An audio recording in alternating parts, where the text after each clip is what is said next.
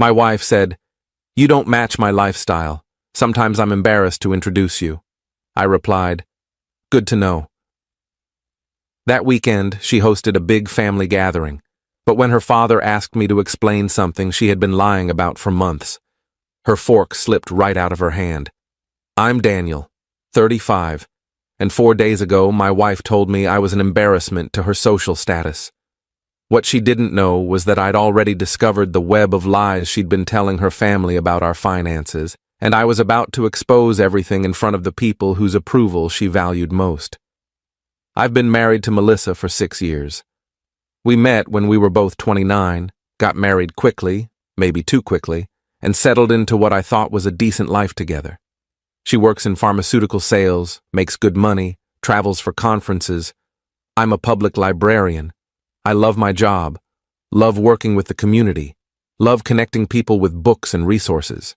The pay isn't great, but it's stable and meaningful work. Melissa's family is wealthy, not billionaire wealthy, but comfortable. Her father owns a chain of dental practices. Her mother comes from old money. They've always been polite to me, but there's been this underlying current of disappointment that Melissa didn't marry a doctor or lawyer or someone more suitable for their circles. About 8 months ago, Melissa started acting differently. She'd make comments about my job, my clothes, my car. "Don't you want more than this? Aren't you embarrassed driving that 15-year-old Honda? My colleagues' husbands all have real careers." I tried to brush it off as stress from her job, but it kept getting worse. Last Tuesday evening, we were getting ready for bed. She was on her phone scrolling through Instagram, looking at posts from some work event she'd attended. I was reading. Out of nowhere, she said, "You know what? I need to be honest with you." I put down my book. "Okay. You don't match my lifestyle anymore. I'm at these events with successful people, and when they ask about my husband, I have to explain that you work at a library. Do you know how that sounds? Like I married down." I didn't realize my job was something you had to explain away. It's not just the job, it's everything. Your clothes are from Target. You drive a car from 2009. You don't care about networking or advancing yourself. Sometimes I'm embarrassed to introduce you. I just stared at her. Embarrassed. Yes. I'm sorry, but someone needs to say it. My parents ask why we're not buying a bigger house, why we don't vacation in Europe like they do. What am I supposed to tell them? That my husband is content being a librarian forever? You could tell them I'm happy doing work that matters. You could tell them I contribute to our household. You could tell them a lot of things, but I'm guessing you haven't been telling them the truth. She looked away. What's that supposed to mean?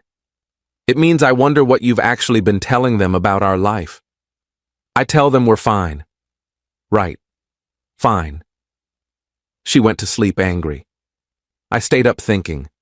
Something about her reaction felt off, defensive in a way that suggested I'd hit a nerve.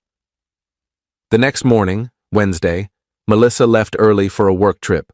Wouldn't be back until Friday. After she left, I did something I'd never done before. I logged into our joint bank account to look at the statements. We'd always kept mostly separate finances, splitting bills proportionally based on income, but we had one shared account for household expenses. What I found made my stomach drop. Over the past 8 months, Melissa had been transferring significant amounts of money out of her personal account into our joint account, then immediately transferring it to a different account I didn't recognize. Thousands of dollars, multiple times. There were also cash withdrawals, large ones, $500 to $800 at a time, always with notes like home repair or furniture for things we'd never purchased. I called the bank.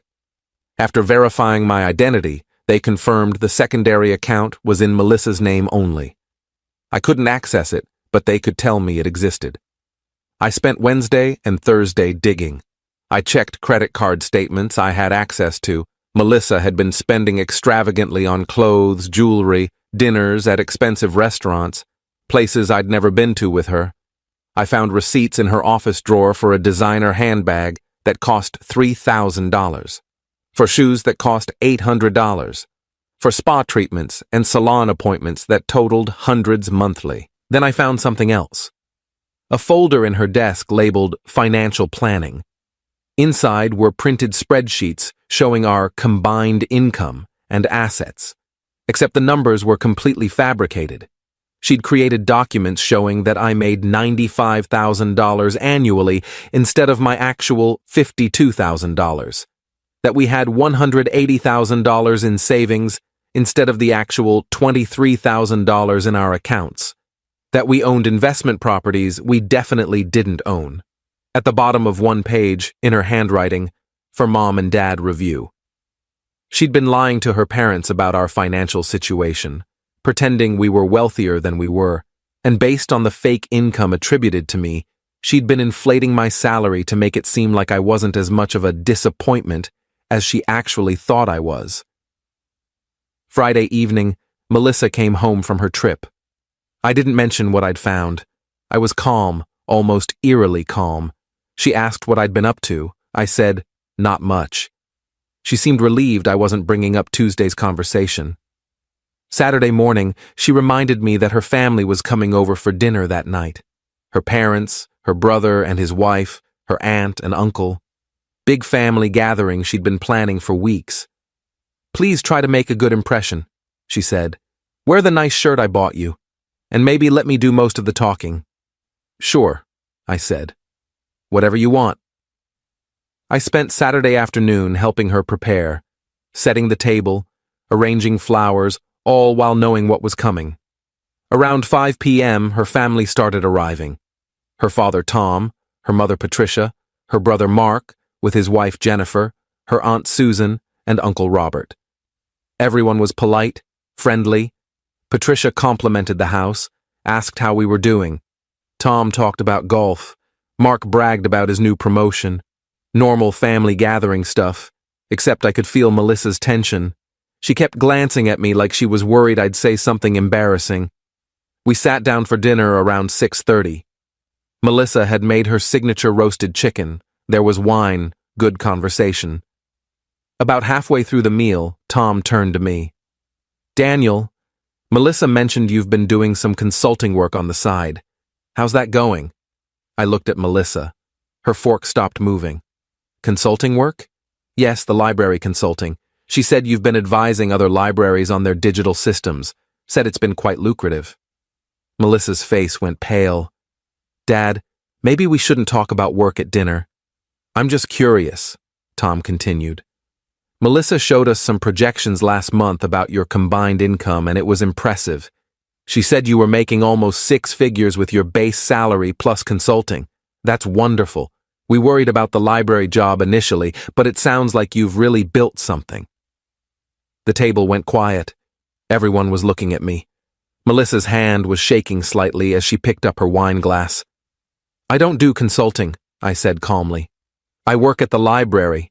That's it. I make $52,000 a year. No side work, no consulting contracts. Just my regular librarian salary. Patricia looked confused, but Melissa said, Melissa has been lying to you. I pulled out my phone, opened the photos I'd taken of the fake financial documents. She created fake spreadsheets showing that I make $95,000 annually. She's been inflating our income, inventing assets we don't have, and presenting a completely false picture of our financial situation. Melissa's fork slipped out of her hand and clattered onto her plate. Daniel, what are you doing? I'm telling your family the truth, because apparently you've been embarrassed by the reality of being married to a librarian, so you invented a better version to show them. Tom reached for my phone. I handed it to him. He scrolled through the photos, the fake spreadsheets, the real bank statements I'd photographed showing our actual modest savings, the receipts for Melissa's excessive spending. Melissa, Patricia said quietly, what is this? It's not. I can explain. Please do, Mark said, because this looks like you've been lying to all of us about your finances for months. Melissa was crying now. I just wanted you to see that I hadn't made a mistake marrying him. You all had opinions about Daniel not being successful enough, not making enough money, and I wanted to prove that we were doing well, that I'd made the right choice. By lying? Tom's voice was hard. By creating fake documents and misrepresenting your husband's income? I was embarrassed. Everyone in this family is successful and wealthy, and I'm married to a librarian who drives a 2009 Honda and wears Target clothes. Do you know how that feels? So you lied to us, Patricia said, and you've been spending— How much have you been spending, Melissa? I pulled up the credit card statement on my phone. About $4,000 a month on luxury items, designer clothes, expensive dinners, spa treatments, all while telling me I was an embarrassment for not being wealthier. The table erupted, Tom demanding to see more proof, Patricia asking why Melissa would do this, Mark saying he couldn't believe his sister would lie to the family. Jennifer just sat there looking shocked. Susan and Robert exchanged uncomfortable glances. Melissa stood up abruptly. I'm not going to sit here and be attacked. Sit down, Tom said firmly. We're not done talking about this. You've all judged Daniel from day one. Maybe if you'd just accepted him instead of always asking about his career and our finances, I wouldn't have felt like I needed to lie. That's not fair, Patricia said. We've always been polite to Daniel. If you felt pressure, that's something you should have addressed with us, not by creating an elaborate fiction. And certainly not by stealing from joint accounts, I added quietly. Everyone turned to look at me. She's been transferring money from our joint household account to a private account, I explained. Thousands of dollars over the past 8 months, money that was supposed to go toward bills and savings. Tom stood up. Melissa, is this true? She was fully sobbing now. I needed money for things, for clothes and appearances. You don't understand the pressure of maintaining an image. Whose image? Mark interrupted. Nobody asked you to maintain any image. You created this pressure yourself. Update 1. The dinner ended shortly after that. Melissa locked herself in our bedroom. Her family left, but Tom pulled me aside first. Daniel, I owe you an apology. We never meant to make you feel inadequate. And I'm ashamed that my daughter felt she needed to lie about your income. That reflects poorly on how we raised her. I appreciate that. What are you going to do? About the marriage? I honestly don't know yet, but I'm not going to keep being treated like an embarrassment. After everyone left, I slept in the guest room. Melissa tried to talk to me through the door around midnight, but I didn't respond. Sunday morning, she came out looking exhausted. We need to talk. Okay. I'm sorry, for all of it, for lying to my family, for spending the money, for making you feel like you weren't enough. Do you actually think I'm not enough? Or do you just think your family thinks that? She hesitated. I don't know anymore. Maybe both. I got so caught up in trying to prove something that I lost track of what actually mattered. Which is? I don't know, Daniel. I really don't know. Update 2. The following week was tense. Melissa's mother called several times, wanting to talk to her about the financial deception. Her father apparently insisted that Melissa see a therapist to address what he called compulsive lying and status anxiety. Tom also called me directly on Tuesday. Daniel, I talked to a lawyer friend. If Melissa has been taking money from joint accounts without your knowledge for personal use, that could be considered financial misconduct. You'd have grounds for divorce if you wanted to pursue it. I'm not there yet, but thank you. I mean it when I say we never intended to make you feel less than. You're a good man. You contribute to society in meaningful ways. If Melissa can't see that, the problem is with her, not you. Thursday evening, Melissa came home with brochures for couples counseling. I made some calls. I found 3 therapists who specialize in financial stress and communication. Will you at least try this with me? Why? So you can learn how to be less embarrassed by me? So I can learn why I felt I needed to impress people more than I needed to be honest with my husband. That answer surprised me enough that I agreed to try 1 session. Update 3. The first therapy session was rough. The therapist, Dr. Marion, asked direct questions about our relationship dynamic. Melissa admitted she'd felt pressure from her family to maintain a certain lifestyle, but also admitted that much of that pressure was self-imposed. "They never told me I married wrong," she said. "But I saw my brother with his lawyer wife, my cousins with their doctor husbands, and I felt like I was the disappointment, the one who married the librarian." "Why is librarian an insult to you?" Dr. Marion asked. "It's not an insult, it's just not impressive." "To whom?" "To people who matter." "Like?" Melissa couldn't answer. Over the next few weeks, more came out. Melissa had been dealing with anxiety about her career, worried that she'd peaked and wouldn't advance further. She'd been comparing herself constantly to colleagues and family members. The expensive purchases were her way of feeling successful, of looking the part even if she didn't feel it internally. "But why lie about Daniel's income specifically?" Dr. Marion asked during our third session. "Because if he was successful too, then our life together looked like a success. If he was just a librarian making $52,000, then what did that say about my choices?" "It said you married someone you loved who does meaningful work," I interjected. "But apparently, that wasn't enough for you." We're still in therapy. Melissa has agreed to full financial transparency, shared access to all accounts, detailed budgeting, monthly reviews. She's also started therapy individually to address the underlying anxiety and image issues. Her family has been supportive but distant. Patricia told Melissa she was disappointed by the deception and needed time. Tom checks in with me regularly, which is oddly touching. Final update. It's been 3 months since that dinner party.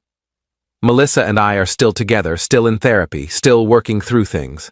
I'm not sure if we'll make it long term. Some days are better than others. She's cut her spending dramatically. No more designer purchases. No more expensive dinners she can't afford. She sold some of the items she bought during her spending spree and returned the money to our joint account. The biggest change is that she's been honest with her family. She told them the real numbers, apologized for the deception, and asked them to stop asking about our finances altogether. Tom actually respected that, said it was none of their business anyway. Melissa still struggles with feeling less than sometimes. She'll see posts on social media from colleagues or family members and spiral a bit. But she's learning to catch herself, to question why external validation matters so much to her. As for me, I've learned that I can't fix someone else's insecurity about my worth. I can show up, do my work, contribute to our life together. But if that's not enough for her, if she needs me to be something different to feel proud, then this marriage isn't going to survive. I'm Daniel, 35, librarian, husband to a woman who once said I was an embarrassment. We're trying to rebuild from that. Some days, I think we can. Some days, I'm not sure why I'm trying. But I know this. I will never again let someone make me feel inadequate for doing work I love, for living within my means, for being exactly who I am. If that's not enough for Melissa, then she was never enough for me either. Edit 1. A lot of people are asking why I'm staying. Honest answer, I don't know if I am long-term. We're trying therapy and seeing if the person she's becoming through this process is someone I can trust and respect again. If not, I'll leave. But I wanted to at least try before walking away from 6 years. Edit 2. Yes, I talked to a lawyer early on to understand my options. I have documentation of everything in case I need it. I'm not naive about protecting myself. Edit 3. The library job is great, actually. I got a small promotion last month and I'm working on a digital literacy program for seniors in our community. It's rewarding work and I'm proud of it. Anyone who thinks that's not enough can find someone else to impress.